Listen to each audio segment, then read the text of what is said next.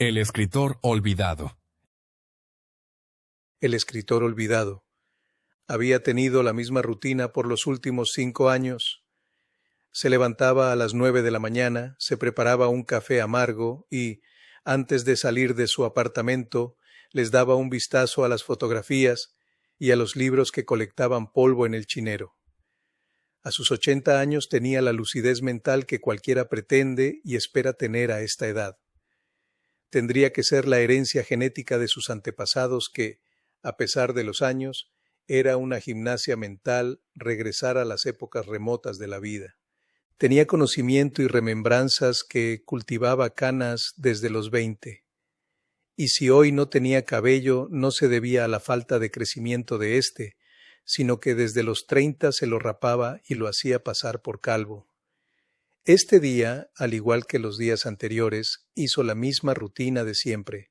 Puso su taza de agua para el café en el microondas, le echó un poco del polvo instantáneo, miró la fotografía de su fallecida esposa y movió un libro que hoy quedaba exponiendo su parte frontal a la luz de las tímidas lámparas colgadas en el cielo de su apartamento.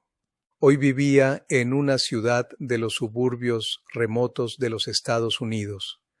Él había escogido este pueblo por su flora espesa y colorida como la naturaleza misma. Un día junto a su esposa pasó por este lugar y le había impresionado la plaza del pueblo, su reloj arcaico y los jardines saturados de flores y la hoja diminuta y rojiza de los maples japoneses.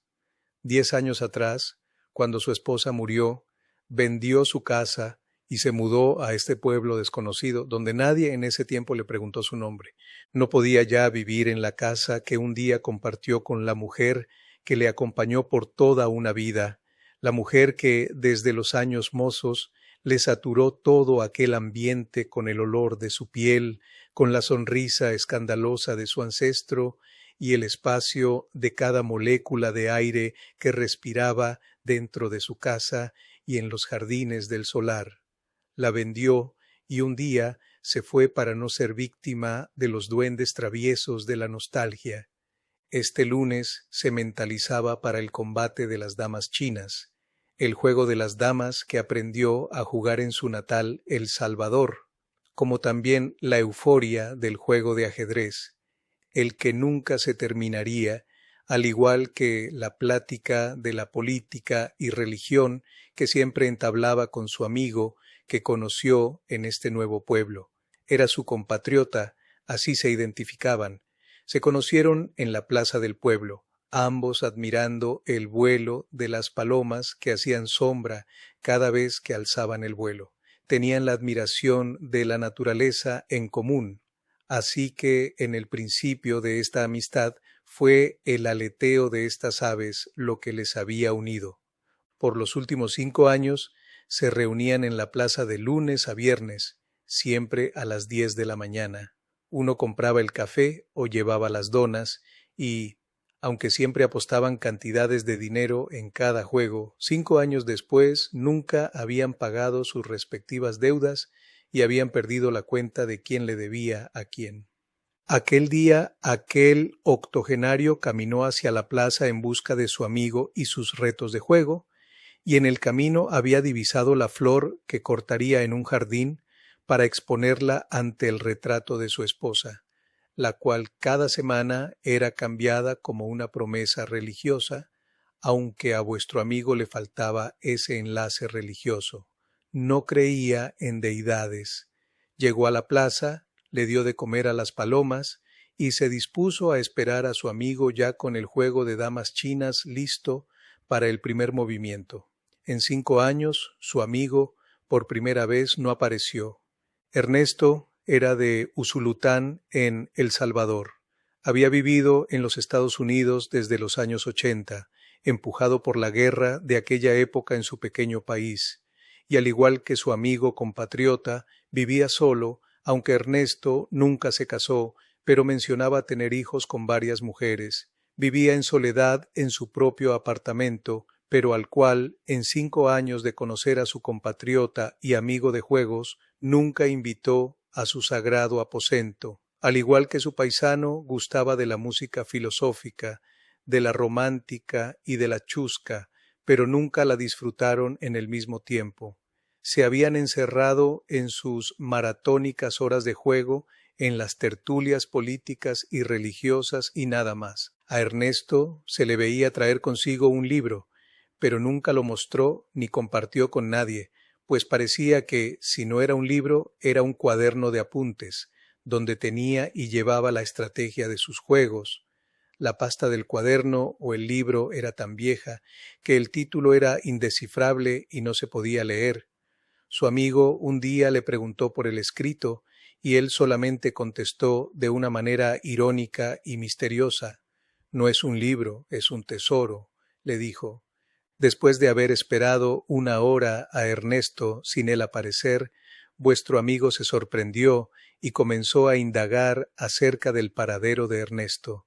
Nadie le dio respuesta concreta, nadie conocía dónde su amigo vivía. Llegaron las 5 de la tarde y Ernesto nunca apareció y decidió tomar camino para su apartamento.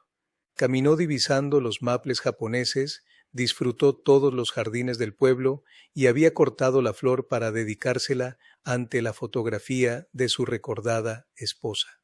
Le pasaron 1000 preguntas por la ausencia de su amigo y por primera vez descubrió y entendió la necesidad de conservar números de teléfono, de domicilios de los seres queridos, pues a pesar de que su amigo Ernesto era el único que conocía y con quien compartía, no tenía ningún contacto más que el rutinario encuentro entre semana.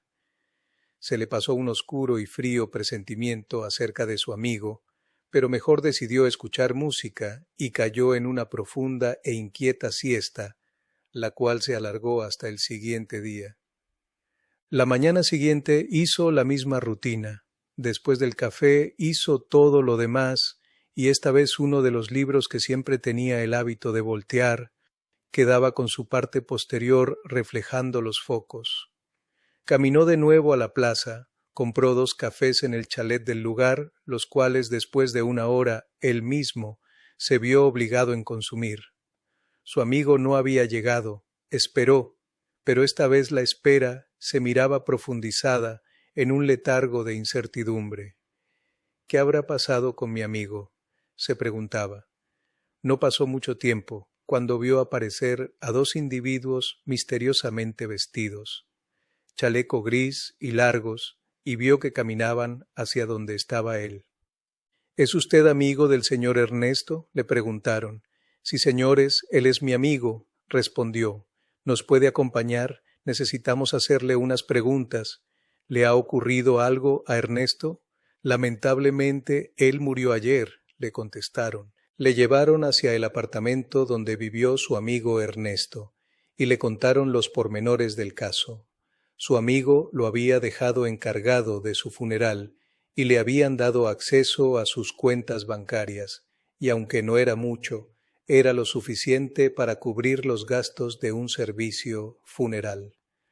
Lo intrigante del caso fue el bolso que le dieron los detectives, quienes le dijeron: «Su amigo Ernesto enfáticamente nos ruega en una nota que le demos este bolso».